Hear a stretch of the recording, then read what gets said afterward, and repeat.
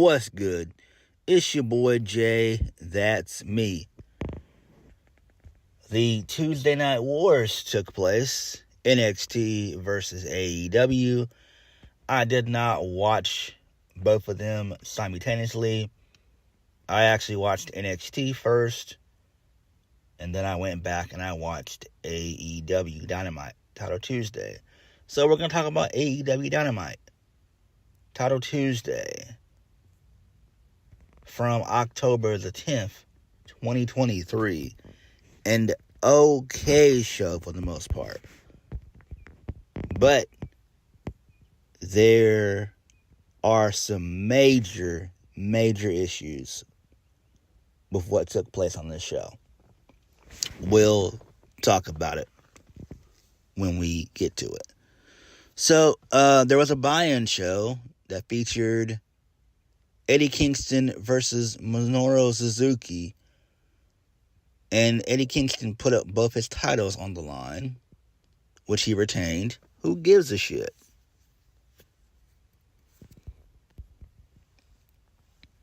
So, we kicked the show off with my boy, the TNT champion, Christian Cage. So he has up tonight's show in the production truck. He calls it the biggest Dynamite yet. And then he talks trash about both Bryan Danielson and Swerve. And then Christian Cage says, hey, assholes, start running the show. And because of me, the first 30 minutes are going to be commercial free.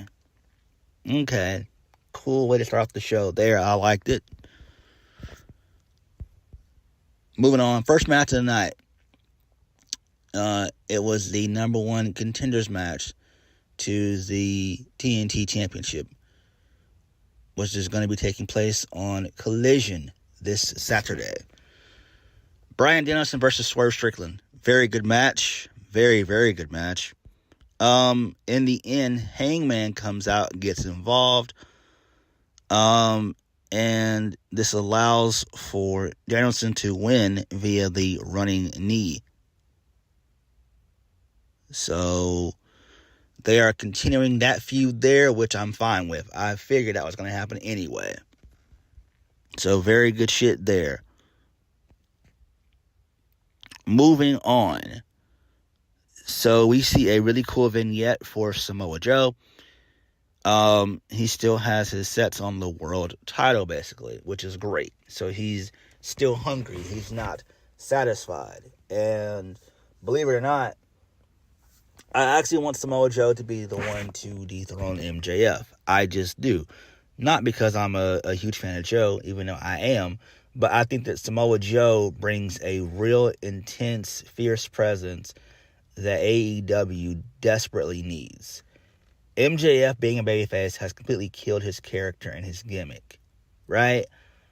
I get that the MJF Adam Cole stuff fell into their lap, and they're able to strike lightning in a bottle. But this can't last forever. And MJF doesn't have a whole lot of guys to feud with that are really, like, top guys, believable top guys, outside of, like, Samoa Joe, Kenny Omega, Hangman Adam Page, guys like that, So I would love if Samoa Joe would be the one to defeat MJF. And Samoa Joe probably will face MJF again, probably on like a Collision or a Dynamite before Full Gear. That's my prediction. Moving on. Chris Jericho versus Powerhouse Hobbs. This was a decent match. Will Hobbs destroyed Chris Jericho. Hobbs wins with a knee for the 1, 2, 3, which was great. He hit like 25 spine busters in the match, which was fucking awesome. So that was cool there. I love what they're doing with Hobbs. I love how Excalibur said on commentary that Kenny Omega is going to be out because of what happened last week, the attack that took place last week. So that was great stuff there. I'm really hoping that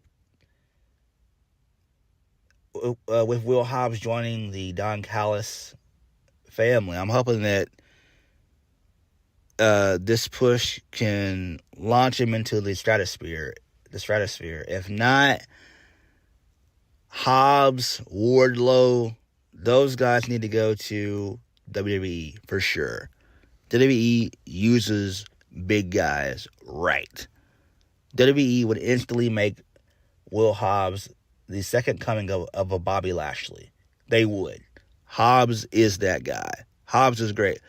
I wouldn't even be shocked if they would put the title on Hobbs. I could see Hobbs being a Universal Champion. I'm not going to hold you guys up. I could see Hobbs versus Brock Lesnar. Hobbs versus Karrion Kross. AJ Styles. You name it. Will Hobbs is that guy. Will Hobbs is that guy. You just have to book him like a Brock Lesnar. Have him have a mouthpiece, and the mouthpiece does the work for him. But Will Hobbs is gold if pushed and used right. And AEW has done so many stops and start pushes with Will Hobbs. I don't fucking like it. So I'm hoping that Hobbs gets a really, really strong push out of this. I hope. If not, I don't know. Next, moving on. We get an okay vignette. Well, not vignette, but an okay continuation of the Roderick Strong, Adam Cole stuff. Adam! So, the Kingdom and Roddy, they're back at his house. Roddy makes Adam mow his grass while on a scooter.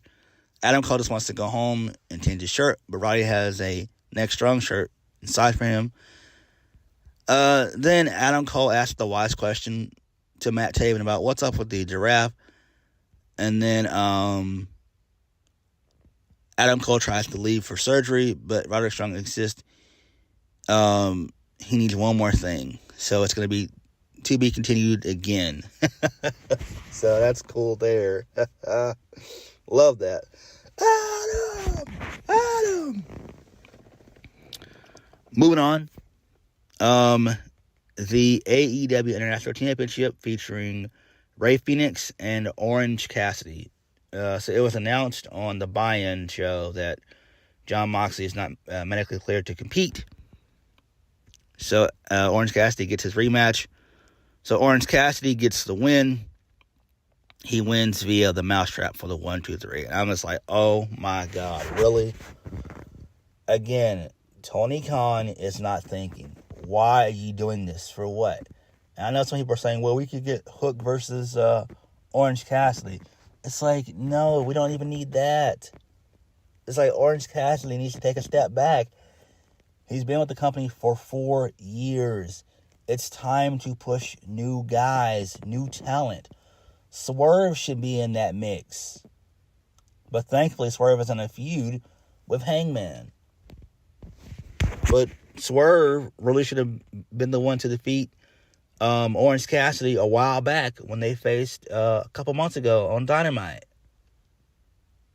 He should have won the International Championship then.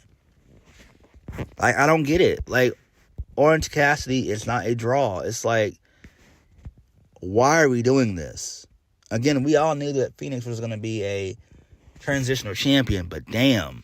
Like, why are you putting it back on Orange Cassidy? I don't freaking know. And then post-match, confetti falls from the sky, and then the best friends, Rocky Romero and Hook, come out to celebrate with Orange Cassidy. And I'm just like, oh my God, what the fuck is this shit? Moving on. So, RJ City speaks to Timeless Tony Storm, Timeless, about her new silent short film. So we see it airing in picture, which is great. I love it. We got to see it twice during the broadcast for whatever reason. But I'm digging the new Tony Storm. I'm digging the Timeless Tony Storm character. She finally has it down pat, and I'm proud of her. I am. Next, Wardlow destroys Matt Sydal with like 4 power bombs, and he walked through the crowd. So, again, Wardlow is another guy who has just been singing and catering for months. They just decided to use him now, all of a sudden, and they're still giving him the powerbomb gimmick. I'm fine with it, but Wardlow needs feuds. Why can't Wardlow be the one to chase Max after Adam Cole fails, after Jay White fails, after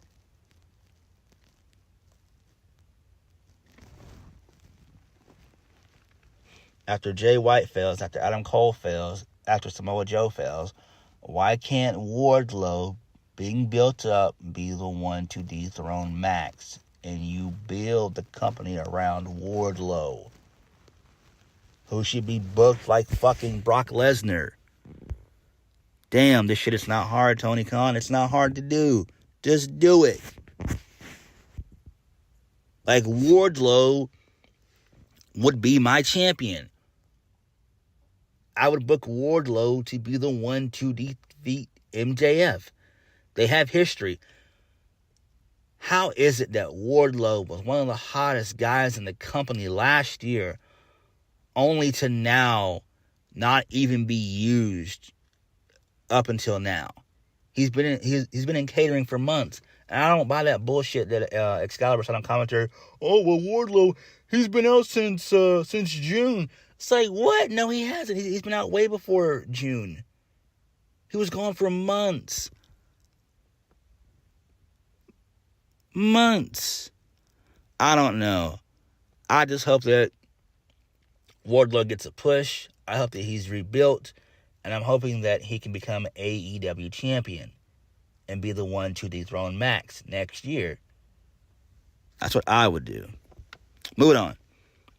So Renee Paquette, she's backstage trying to speak to Chris Jericho about his health. But Matt Bernard asked Daniel Garcia what's he doing, checking on him. And then we don't get a medical update yet, but one of the guys from 2.0, Matt Bernard, tells Daniel Garcia that they're better than this. Okay, that's fine. So you're still trying to maybe show some sympathy for Chris Jericho from Daniel Garcia and Matt Bernard. That's fine there, I guess, but again, why are they on the show? I don't know. Moving on. Hangman Adam Page versus Jay White. Decent match. So Swerve comes out, and it cost Hangman the win. So this allows for Prince Nana to strike Hangman, and then Jay White rolls up Hangman, which is great. So post-match, Adam Page chases off Prince Nana, but MJF music hits while Jay White's celebrating. So MJF's fired up. MJF says that Jay White has his full gear main event, but MJF wants his Triple B back. Jay White says he doesn't want to hear any more from MJF. He hushes the crowd and they boo. MJF goes off and says he's trying to be better. Meanwhile, Jay uses people, including Bullet Club Gold. MJF would know because that's out of his playbook. But for the first time, he's earned the fans' respect. The fans pop on that one. MJF said he only cares about Adam Cole and the Triple B. Jay White says MJF can't just ask for the title. He has to win it at full gear. But if MJF can't wait, he can try and make it with 4 of them versus 1. And then Jay White challenges MJF to find 3 partners. Then Juice reveals that the Dynamite dozen Battle Royals next week. and that he's eyeing for the diamond ring. And then Juice Robinson pulls out a roll of quarters and has MJF's name on it. It says Friedman, and then MJF is pissed, and that's how we end the segment. I'm like, oh, damn. So this was kind of a dumb move. I mean, I get where they're going with it and everything else. I get it. I do, but seriously, can we not constantly talk about MJF's past? Like, and then why is Juice Robinson on the show anyway? For what?